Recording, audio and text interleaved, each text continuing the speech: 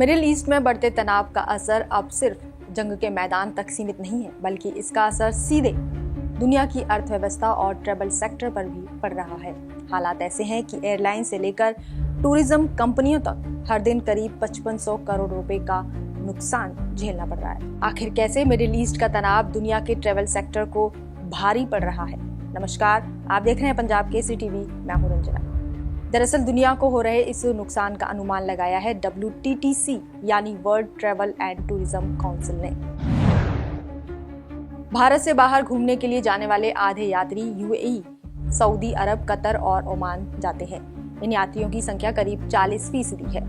Middle east में बढ़ते तनाव को देखते हुए अब भारतीय पर्यटक थाईलैंड, मलेशिया और जापान जैसे देशों की तरफ घूमने का प्लान कर रहे हैं। तनाव बढ़ने से तेल की कमी झेल रही दुनिया में एयरलाइंस का किराया भी बढ़ा है, जिसका खामियाजा दुनिया भर के पर्यटकों को झेलना पड़ रहा है, जिससे भारत देश के पर्यटक कोच्चि, पुरी और अंडमान जैसे घरेलू स्थानों को तरजीह दे रहे हैं। पिछले कुछ दिनों में घरेलू स्थानों के लिए पूछताछ में करीब 200% बढ़ोतरी देखी गई। देश के बाहर ट्रेवल में मिडिल ईस्ट का करीब 47% हिस्सा आता है। 2025 से जारी इस युद्ध में ट्रेवलिंग का आंकड़ा कुछ इस तरह से रहा। UAE 2025 में 7.22 और 2026 में 8 रहा। 10.8% की वृद्धि हुई। कुल हिस्सा रहा 27.30%। वहीं सऊदी अरब में 2025 में 3.02 और 2026 में 3.15 वृद्धि हुई 4.3% और कुल हिस्सा रहा 10.74%। वहीं कतर 2025 में 0.94 और 2026 में 1.00 वृद्धि हुई 6.4%, कुल हिस्सा रहा 3.41%। वहीं ओमान 2025 में 0.82, 2026 में 0.82 वृद्धि कुछ नहीं हुई, वहीं कुल हिस्सा रहा 2.80%। कुवैत 2025 में 0.82 और 2026 में 0.82 रहा, वृद्धि कुछ नहीं हुई, वहीं कुल हिस्सा रहा 2.80%। हालात ऐसे हैं कि हर दिन करीब 5500 करोड़ रुपए का नुकसान ट्रैवल इंडस्ट्री को उठाना पड़ रहा है।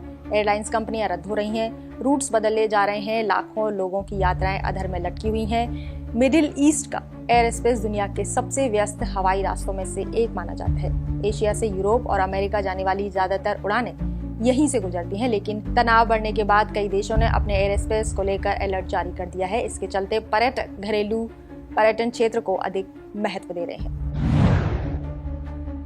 मिडिल ईस्ट में तनाव के कारण 2026 भारत के घरेलू पर्यटन के लिए बेहद मजबूत साल साबित हो सकता है। यात्री देश के नजदीक और विविध पर्यटन स्थलों को खोज रहे हैं। इस पर अंतर्राष्ट्रीय यात्रा प्लेटफॉर्म पिक योर ट्रेल के मुताबिक मिडिल ईस्ट क्षेत्र की बुकिंग में 60% तक की गिरावट आई है। तो वहीं मेक माई ट्रिप के को-फाउंडर कहते हैं, यदि संघर्ष लंबा चलता है तो लोग घरेलू गंतव्यों या अप्रभावित अंतर्राष्ट्रीय गंतव्यों की ओर रुख कर सकते हैं। वहीं ईज माई ट्रिप के फाउंडर का भी यही कहना है कि थाईलैंड, मलेशिया, मालदीव और जापान जैसे देशों के लिए बुकिंग में अच्छी बढ़त देखी जा रही है।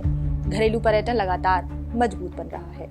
बहरहाल मिडिल ईस्ट में तनाव का असर अब सीमाओं से निकलकर दुनिया के कारोबार पर पड़ रहा है और अगर हालात जल्द नहीं सुधरते तो ट्रैवल सेक्टर के लिए आने वाले दिन और भी मुश्किल हो सकते हैं। यानी साफ है कि जंग की आंच सिर्फ सरहदों तक नहीं रहती, बल्कि इसकी तपिश दुनिया के कारोबार को भी झुलसा देती है।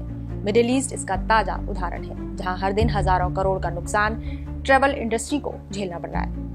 फिलहाल के लिए इतना ही। देश विदेश की खबरों के लिए देखते रहिए पंजाब केसरी टीवी। नमस्कार।